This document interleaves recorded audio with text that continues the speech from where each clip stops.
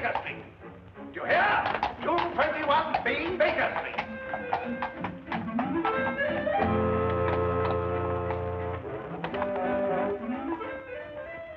And you're an idiot, too.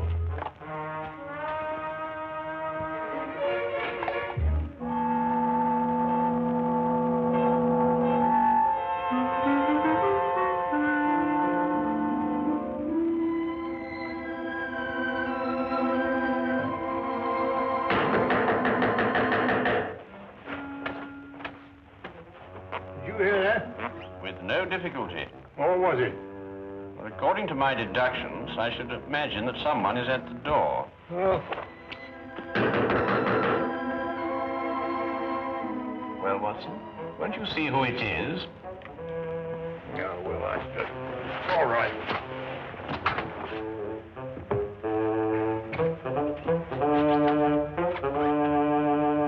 How do you do? Out of my way, imbecile. Ah, here you are. A most accurate observation. Don't fool with me, sir. I'll wrap this stick around your head. I beg your pardon.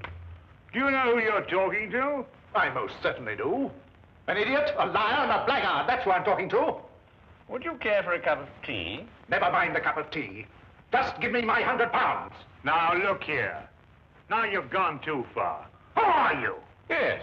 Why don't you introduce yourself? Introduce? Mr. Holmes, what tomfoolery is this now? You know my name, sir. I wish I were equally informed as to yours. Do you mean to sit there and pretend you don't know who I am? I not only do not know who you are, sir, but I think I prefer it. Quite. But this is impossible. Oh, you're pulling my leg? Mr. Sherlock Holmes is not in the habit of pulling the legs of elderly gentlemen. Oh, enough of this nonsense. I talked to you here in these very rooms only last week. Oh, indeed? And what did we talk about? You know very well what we talked about. I informed you that several attempts have been made on the vault in my home. I asked your advice concerning a safer place for the family jewels, securities, and other valuables. Oh? And what was my advice? Don't you remember? You said that thieves never look in the obvious places for valuables. They only look in the places that are not obvious. Therefore, I should put my precious things in an obvious place, which would then become inobvious. Or some such fiddle. Anyway, I took your word for it, and you charged me £100, too. Did I? I take it the advice was not very effective. Effective? My dear sir, not more than an hour ago, the biscuit jar was ransacked. Completely ransacked. Biscuit jar? I offer you my full sympathies, Mr. Sir Arthur Treadley. Oh, Sir Arthur. However, the loss of your valuables represents only one crime in this pattern. What do you mean? The first crime committed was a very clever impersonation of myself. For last week, when we presumably were holding our rather unusual discussion, I was in Brighton with Dr. Watson. Yes, he has one of a holiday. Gone the entire week. Very enjoyable, eh? Are you certain? There can be no doubt, sir. Then I talked to... an imposter. But he looked exactly like you. It's interesting, eh, Watson? Yeah. What did I look like? You were in Brighton. We both were. Well, this is the most amazing. It certainly is, sir. I hardly relish the thought of a stranger wearing my slippers and smoking my pipe. Not to mention the fact that he's traded on your name to achieve his own illegal ends. Well, I see that I can hardly blame you, but still, something should be done about it. Something shall be done about it, sir. This imposter must be apprehended. You should report the matter to the police. Oh, no, I think you can trust Sherlock Holmes. This Sherlock Holmes. Good. Here's my card, sir. Please contact me as soon as you've uncovered the scoundrel. I should very much like to meet him, face to face. Exactly my wish, sir. Good day, then, gentlemen.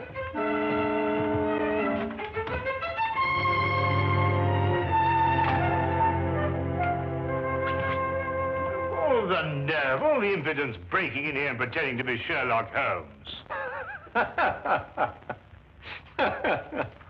I was thinking about that biscuit jar, Watson. I must say my alter ego certainly had a good deal of audacity. He's back. Well, I hardly think so, Watson. Hello, Inspector. Ah, Lestrade. Holmes? Holmes. I'm the laughing stock of Scotland Yard. Oh, I am sorry to hear that. But so you should be. If it hadn't been for you, I'd have had London's cleverest jewel thief in the palm of my hand. Ah, also London's cleverest impersonator, no doubt. Huh?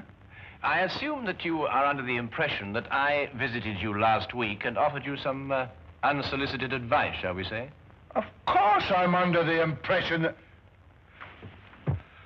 What do you mean, impression? Well, I'm sorry to disillusion you, Lestrade, but you see, Dr. Watson and I were not in London last week.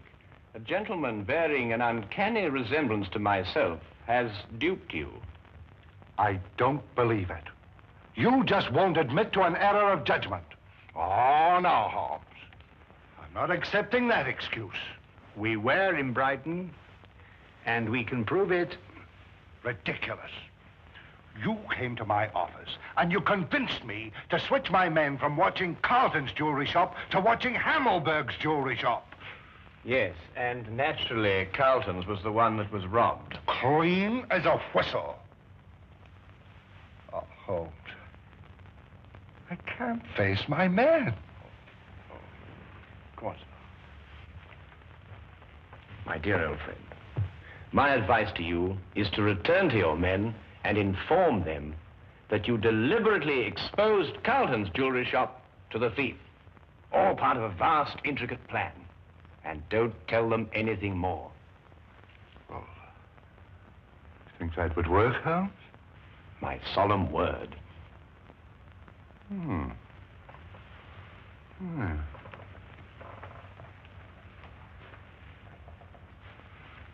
do that, Holmes. That's just what I'll tell them. They won't be able to make me out, will they? No. You will continue to be a puzzle to them. Yes. Oh, thank you, Holmes. Thank you. Oh, by the way, you weren't serious about that impersonator, were you? Quite serious. Ridiculous.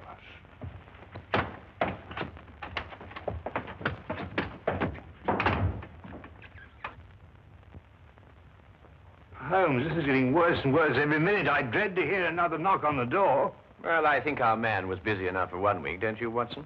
Well, I hope so. What are we going to do now? Well, to catch an impersonator, it may be necessary to bait the trap with a piece of imitation cheese. What? I say, Holmes, must we continue with this ridiculous act? Absolutely essential. Well, I don't feel very dignified. Dignity is not the issue, Watson. It is justice and revenge. How long do we go on for? Well, until the right man calls on us. Look here, we've already seen dozens of diplomats and reporters. Are you sure none of them was the right man? Quite sure, Watson. But I have every confidence our man will call on us before very long. Sooner or later, he must see for himself the fabulous Maharaja of Gandor. And to say nothing of the Maharaja's fortune in jewels. Well, I wish I was still plain Dr. Watson. Mr. Hadley Bellingbrook of the London Weekly News desires an audience with the Maharaja. Very well, ask him to wait for a moment. That's all right, Watson.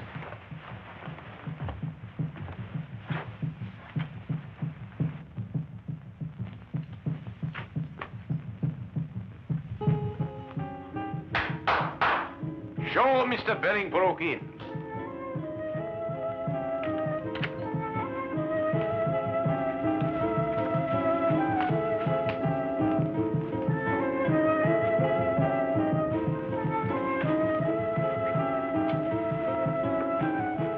I am Afan Turmal, the Grand Vizier to the Maharaja.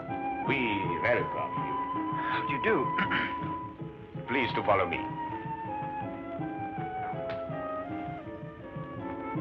The Maharaja of Gandor, Mr. Bellingbrook. Would you state purpose of visit? Well, I'd like to get an interview with the Maharaja for my newspaper.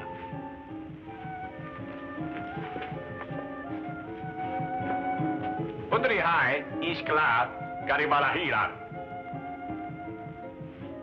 We grant interview. First question, please. Well, actually, I wanted to do what we in London call a feature story. Naturally, I know that every newspaper has already covered the fact that the Maharaja is honoring us with a visit. I thought, therefore, that we might have, well, just sort of an informal chat. Very interesting, very interesting. We grant an informal chat. Thank you.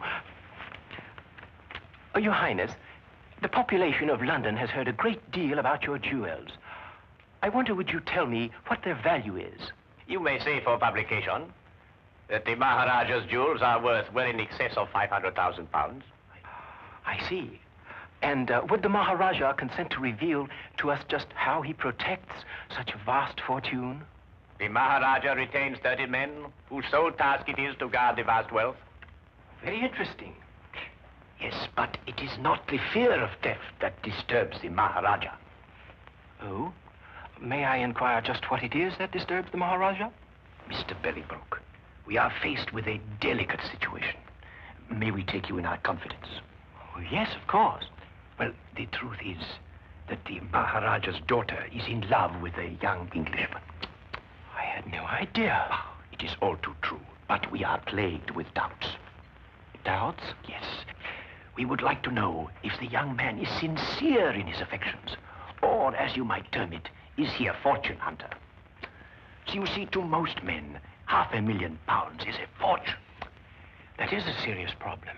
Indeed, we would ask you in the greatest confidence if you could recommend to us a private individual who could carry out some discreet investigations into the young man's background and motives, eh? Have you not heard of Sherlock Holmes? Sherlock Holmes? No. The name falls strangely on our ears. I assure you, sir, the man is a master in matters of this nature. Then perhaps he is the one we seek. I'm sure he would be delighted to assist you. However, he is quite busy. I can't say exactly when he will be available. Then perhaps you could manage to have a word with him and persuade him to give us an interview. Indeed, I shall. I will inform you the moment that he's in a position to accept the Maharaja's problem. We will be present when the time comes. You have been of great assistance. Already you have lightened the royal burden. You will find Mr. Holmes most helpful. There is no secret, however intimate its nature, that you cannot entrust to him. Oh, indeed, indeed. As we say in our country, a wise man is a quiet man. Oh, most true. And now, may I ask the Maharaja another question? No, please, please. The Maharaja is fatigued with the interview. The Maharaja bids you good day. Oh, yes, of course. Your visit has been most pleasing to us. Good day, Mr. Bellingbroke.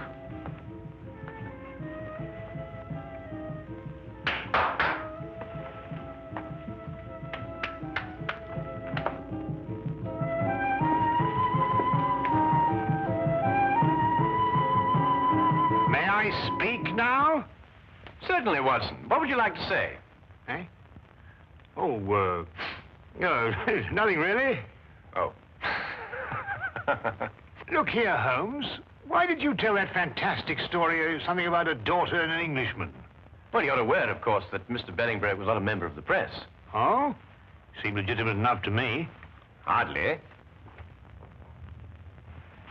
You see, there were no signs of the true journalist about him. The seat of his trouser was not shiny from constant application to a chair, nor were the elbows of his coat shiny from constant application to a desk. Yeah? His spectacles were mere props being made of plain glass. Plain glass?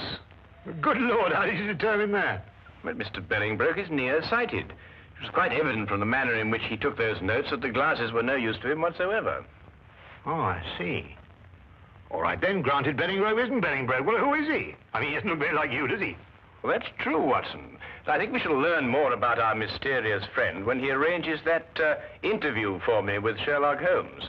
Yes, I believe he resides at 221B Baker Street. A charming man, too, from what they say.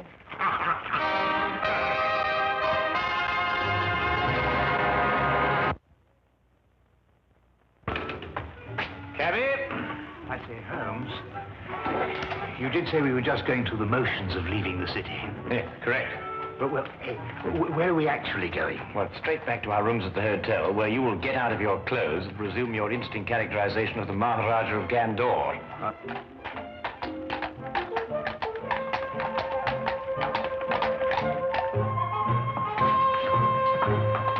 Charing Cross Station, my good man, and hurry, we have a train to catch.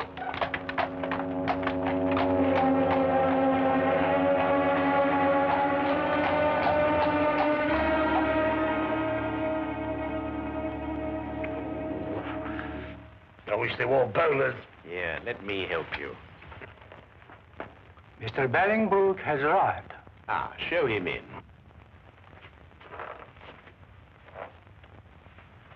Maharaja. Huh? Ah, Mr. Bolingbroke. We greet you in peace and in hope. I think your hope is justified. Then you bring good tidings? I do. We had a good stroke of luck, and Mr. Holmes waits you this evening. Splendid. 8 o'clock would be most convenient for His Highness.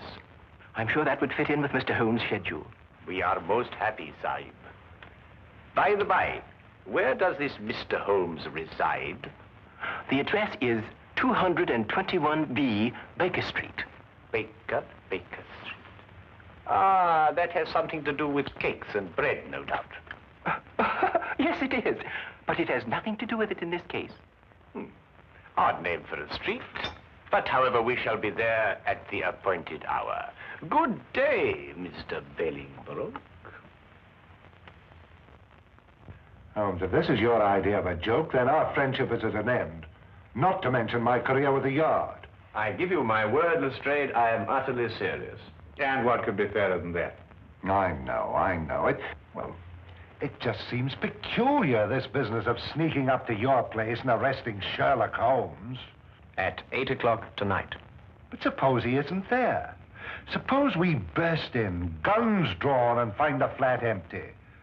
How will I face my man? Rather sheepishly, I should imagine. Look, Lestrade, the imposter is using our flat because he thinks we've left the city. Yes, I know. But it will be a tremendous fillip for you, Lestrade. Your name will be on the lips of every man, woman, and child in London. Every man, woman, and child, eh, Holmes? All right, I'll do it, Holmes. Wilkins? Yes, sir. Have Hennessy and Clybourne report here at 7:30 tonight. Yes, sir. Oh, and you'd better be here, too. Very good, sir. One thing more, Wilkins. If anything goes wrong tonight, you know with whom the responsibility will lie? Well, I hardly like to say so. You're in enough difficulty as it is, sir.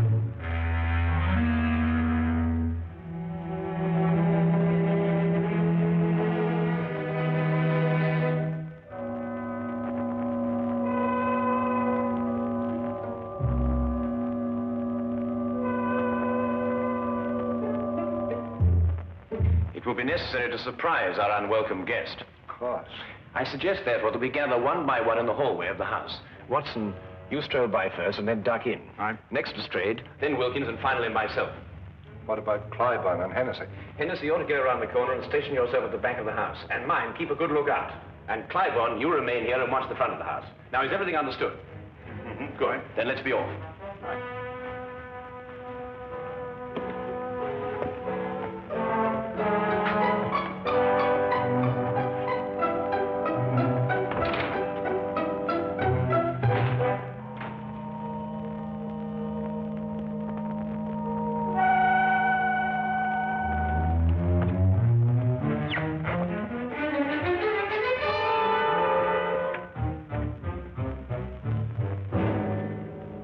Good evening. Very good. I must say the resemblance is quite remarkable. It is remarkable, but I should have known better than attempt to deceive you, Mr. Holmes. My error. I think you'd better come along quietly. I have no other choice, have I? You quite outnumber me.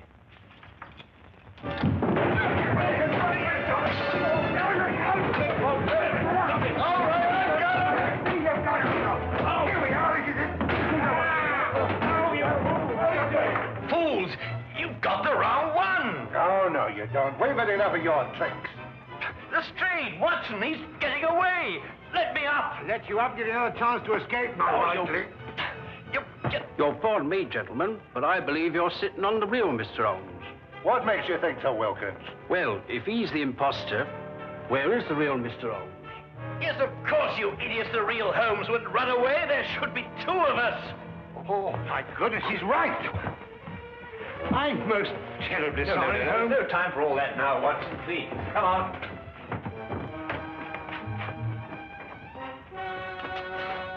Mr. Holmes, what is it? Have you seen the imposter? No, sir. He got away. Look down the street. Hurry, man.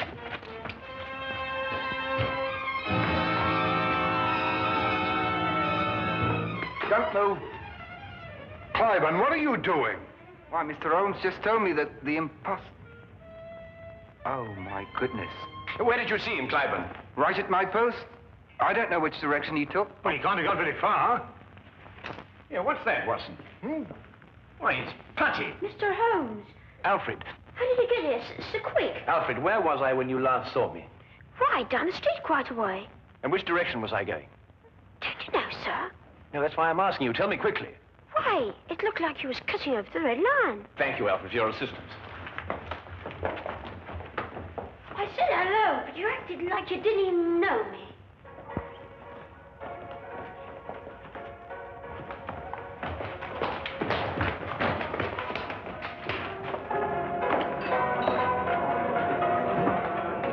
Make yourselves inconspicuous. I'll call you if I need you.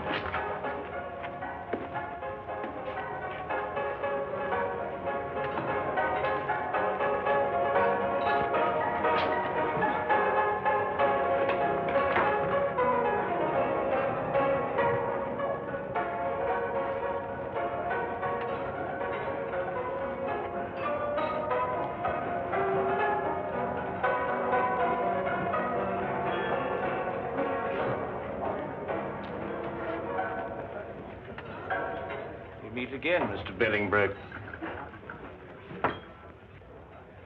I beg your pardon. Disagreeable stuff, Putty, isn't it? The way it sticks to everything. Your hand at cup. No, I wouldn't advise you to do that. There's no point in trying to run away again. You see, there can be no possible confusion between us this time.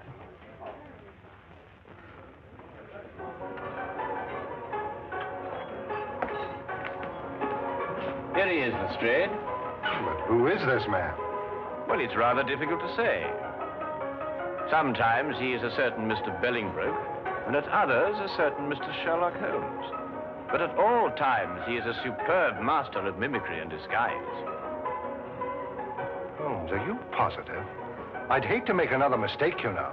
Have no fear, Lestrade. You will discover on his person the putty with which he remodels the features of his face. And you may also undoubtedly discover that at one time or another, he was a more than competent actor.